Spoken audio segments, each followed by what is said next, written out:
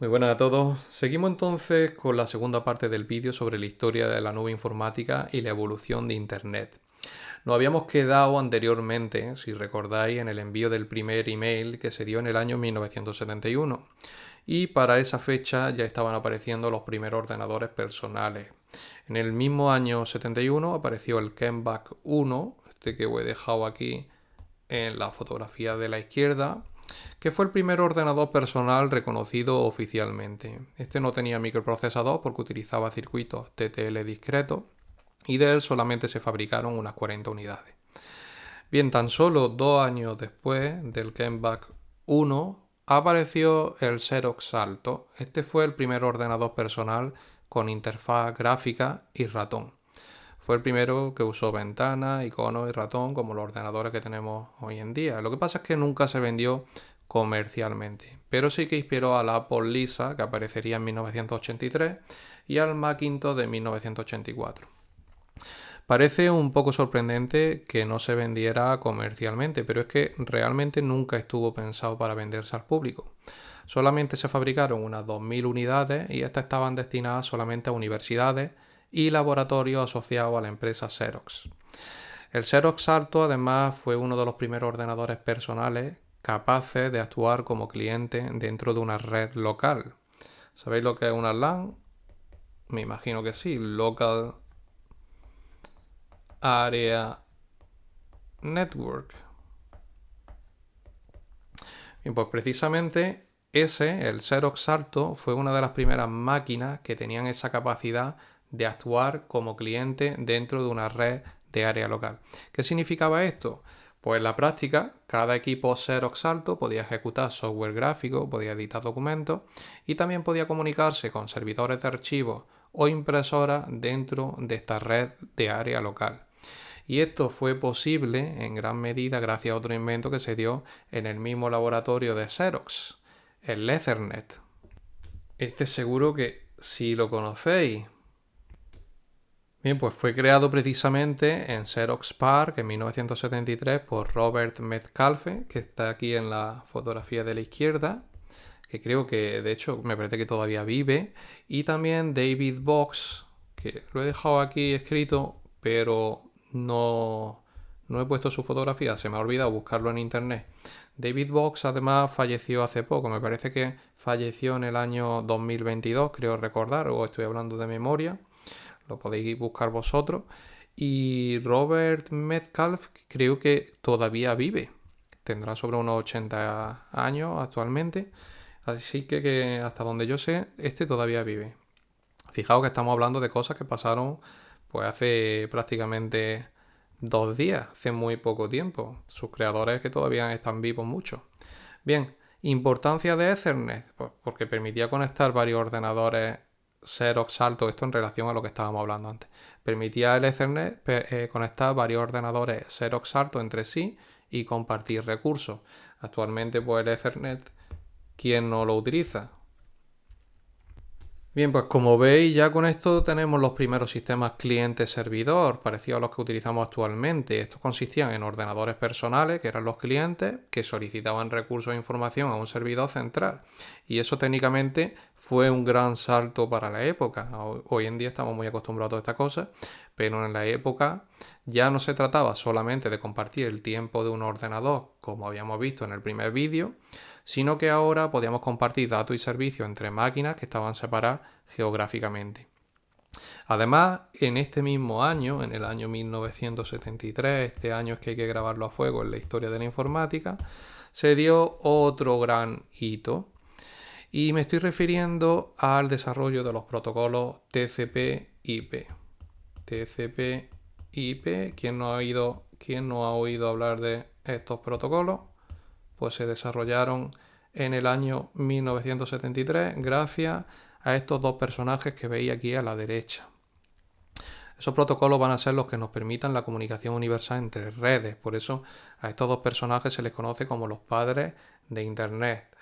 Hay alguna persona más que entraría dentro de este conjunto de padres de Internet, pero aquí tenemos dos de los principales personajes en la historia de la informática. Estos son Vinton Cerf de la Universidad de Stanford, que es este de aquí de la derecha de la barba.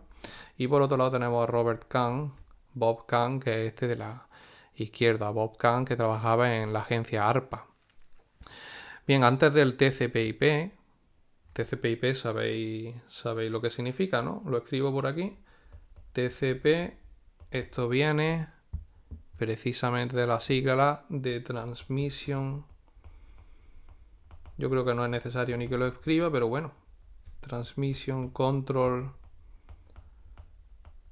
Protocol. Y IP viene de Internet Protocol. Os lo dejo ahí por si hay algún despistado. Bien, antes de esos protocolos, antes del TCP/IP, en los años 70, sí que existían muchas redes informáticas distintas, pero cada una usaba su propio protocolo. Entonces el problema era que no se podían comunicar entre ellas. Entonces llegaron estos dos personajes en 1973, Vinton Cerf, como hemos dicho, y Robert Kahn, y propusieron un nuevo sistema que unificara todo eso. Y eso fue precisamente el protocolo TCP/IP. El TCP/IP no es más que un conjunto de reglas que va a permitir que datos digitales viajen de un ordenador a otro, pero sin importar el tipo de red o de máquina. Y esta estructura modular fue precisamente la que permitió conectar redes muy diferentes, redes telefónicas, redes basadas en satélites, universidades, bases militares, o sea, todas esas redes que existían antiguamente que no se podían comunicar, no podían hablar entre sí, ahora se iba a formar una red única y global. Esto iba a ser precisamente Internet. De ahí la importancia de este invento. Bien, un año más tarde, simplemente en el año 74, voy a pasar diapositiva para adelante, un año más tarde, precisamente en el año 74 es la primera vez que se usa el término Internet en ese artículo que escriben Cerf y Kahn, los tenéis ahí en la fotografía, lo he puesto un poquito más jovencito que en la anterior, en su artículo A Protocol for Packet Network Intercommunication, que lo tenéis ahí a la izquierda, pues esa es la primera vez que aparece el término Internet. Y vamos a pasar ahora al año 75, que es el año en el que aparece el primer PC con microprocesador, que fue el Altair 8800. Este equipo es muy importante en la historia de la informática. Vamos a explicar por qué. Lo tenéis aquí arriba a la izquierda, una fotografía, esta caja ahí un poco misteriosa, negra. Voy a ampliarla para que la veáis bien. Ahí. Bien, pues este Altair 8800, como digo, fue uno de los primeros ordenadores con microprocesador, usaba el Intel 8080 y como curiosidad se vendían un kit para montar, o sea, como los kits estos que se venden para la gente que tiene hobby, para que los monten en su casa, pues este se vendió así y por eso pues fue, imaginaros, un auténtico boom para los aficionados. Se vendió masivamente, bueno, masivamente entre comillas, ¿me entendéis? La informática no estaba tan extendida como ahora, pero fue un éxito. Y además este equipo, esta máquina es tan importante porque además de ser el primer PC con microprocesador, también inspiró la creación de una empresa que todos conocéis que es Microsoft, porque precisamente Bill Gates y Paul Allen escribieron para él su primer lenguaje BASIC. Pero si os fijáis en la fotografía, lo mismo veis algo que os llama la atención, que es que no tiene pantalla. Bueno, no tiene ni pantalla, ni teclado, ni ratón, ni nada. Entonces, ¿cómo funciona esto? Pues como veis, en el frontal del ordenador tenía una serie de interruptores, unos switches, todos estos que estoy señalando aquí en rojo ahora mismo, que, bueno, estos eran interruptores que nos servían para introducir los datos y las instrucciones en binario, o sea, 1 y 0, interruptor activo, interruptor no activo, pues, o bien 1 o un 0. Y luego, bueno, aquí arriba tenéis otra fila de switches que no lo he señalado, pero no hace falta.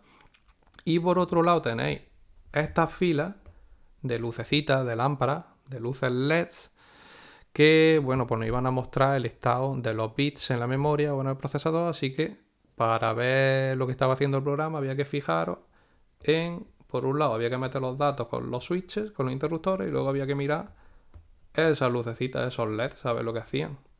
Bueno, no sigo dibujando porque creo que se ven bien. Voy a borrar de hecho porque he liado aquí un pitote que es que ya no se ve ni la máquina. Bueno, según lo que hemos dicho, esto no parece muy práctico, ¿no? Esta forma de utilizar el ordenador. Pero por suerte, gracias a que el Altair 8800 tenía una arquitectura abierta, todo evolucionó muy rápido y pronto aparecieron mejoras y periféricos.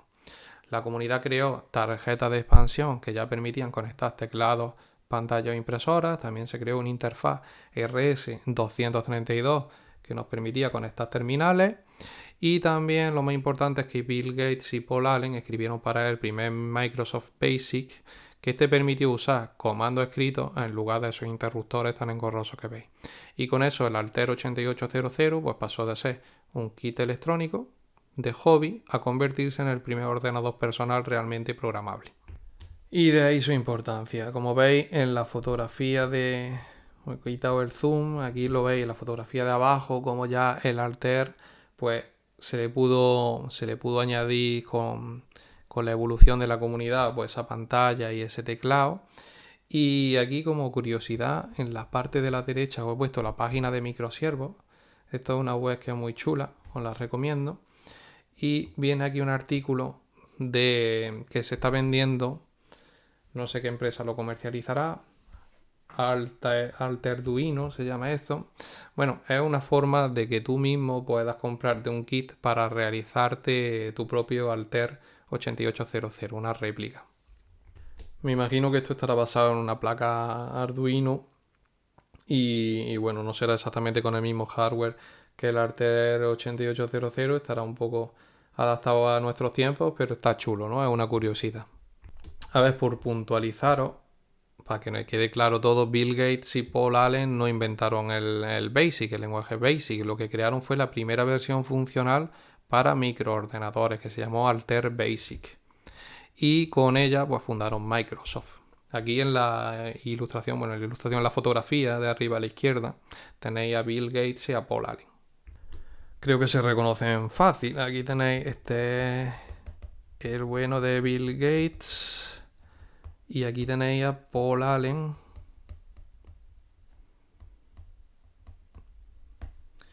Que esto vais a alucinar porque sorprendentemente aquí Bill Gates tenía 19 años y Paul Allen tenía 22. Aquí Paul Allen parecía mucho más mayor, pero bueno. Fijaros, con 19 22 años aquí estaban ya creando empresas millonarias. Dos tíos que la verdad es que son grandes genios. Bueno, la cosa es que sin el Altair 8800 pues probablemente Microsoft nunca hubiera existido. Y aquí abajo tenéis otra curiosidad que es el Altair Basic en una cinta perforada. Veis que antiguamente pues la forma de meterle la información a los primeros ordenadores estos tan primitivos, también al Altair, era o bien con los interruptores, con esos switches, o bien mediante tarjetas perforadas o cintas perforadas, como esta que veis ahí, en la que está escrito el Altair Basic, o luego posteriormente con cintas magnéticas. Bien, vamos a dejar ya esto, lo ojeáis, podéis buscar vosotros información en internet si os ha llamado la atención para profundizar un poco, porque nosotros ahora tenemos que pasar, si no se va a hacer el vídeo muy largo, al año 1977 y este año también es muy significativo en la historia de la informática. Paso diapositiva, acordaros de que habíamos dicho que teníamos a Vinton Cerf, que por cierto lo estoy viendo ahí en la fotografía que os he dejado, se ve en primera plana, y luego teníamos también a Robert Kahn y juntos habían creado el protocolo TCP/IP. Entonces, ¿qué se hizo en el año 1977? Pues se procedió a llevar a cabo una prueba experimental de esos protocolos, a ver si funcionaban bien, dirigida precisamente por el equipo de la DARPA. O sea, esto ya lo habíamos visto, el equipo de la DARPA, que acordaros que era el Defense Advanced Research Project Agency, era parte del Departamento de Defensa de los Estados Unidos, y por otro lado participó también el Stanford Research Institute, o sea, la Universidad de Stanford. Se juntaron estos dos, bajo la coordinación obviamente de Vinton Cerf y de Bob Kahn. Vale, pues vamos a explicar en qué consistió esta demostración que tenía como objetivo comprobar si el nuevo protocolo podía interconectar efectivamente diferentes tipos de redes y mantener así una comunicación sin errores, aunque hubiera tecnología distinta en cada punto. ¿Qué se hizo exactamente? Pues lo que se hizo fue coger una furgoneta y mandar desde esa furgoneta un mensaje. Un mensaje que iba a viajar a través de diferentes redes por el mundo y luego tenía que volver hasta la furgoneta y ver a ver si habían llegado bien. Entonces, ¿cuál fue el recorrido de ese mensaje que se mandó? Pues primero, el primer punto voy a pintar aquí, voy a dibujar aquí a la izquierda en el poco espacio que tengo y os lo voy comentando.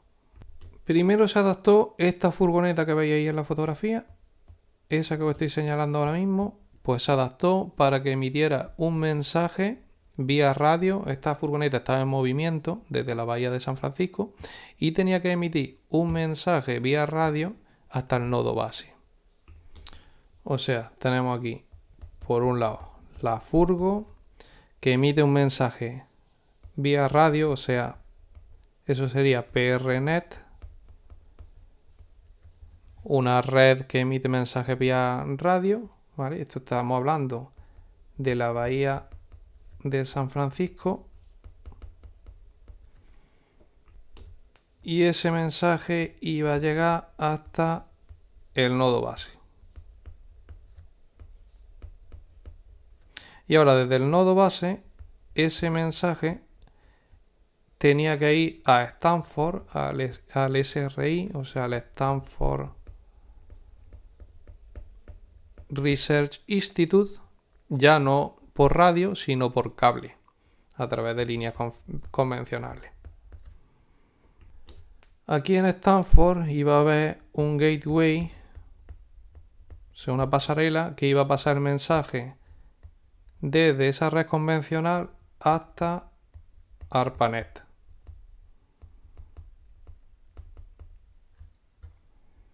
Esta red de ARPANET también es por cable. Esto entró en ARPANET a través de un IMP, que este era un tipo de router de la época. Luego el mensaje cruza ARPANET hasta un gateway que había de SATNET, o sea, de conexión de red por satélite, en la costa este de Estados Unidos. Estamos todavía en Estados Unidos, todavía no hemos salido de Estados Unidos, pero ya hemos cambiado entre diferentes redes que usan radio y que usan cable. Y ahora vamos a usar el satélite. Estoy dibujando aquí una antena de satélite.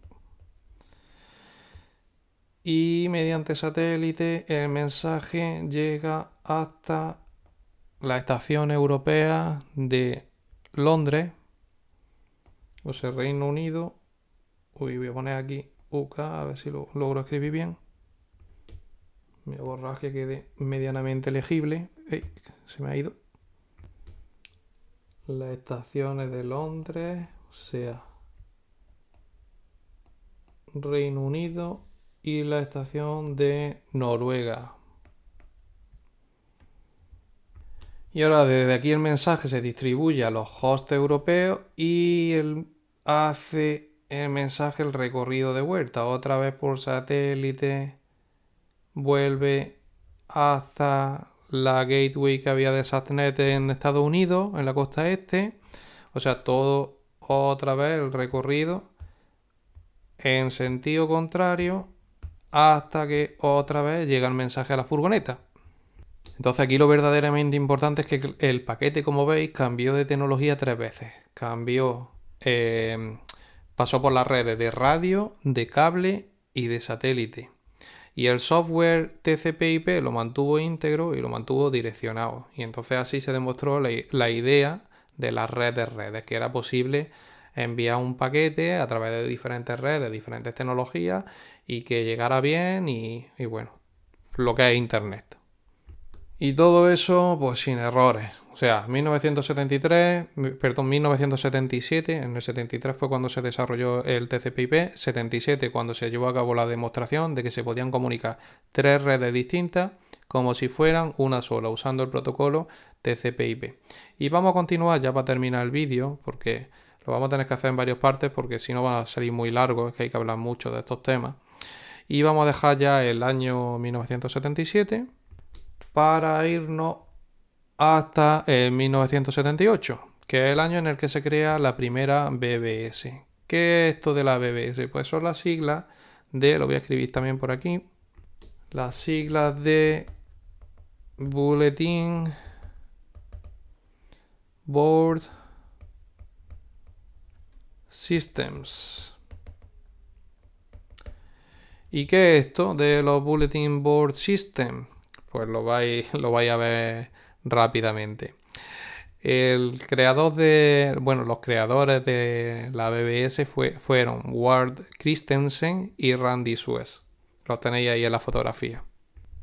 Las crearon en Chicago en enero del 78. ¿Y para qué? Pues se ve que eran bastante frikis. La crearon para mantener la comunicación entre miembros de su canal, bueno, de su club de informática. Tenían un pequeño club de informática.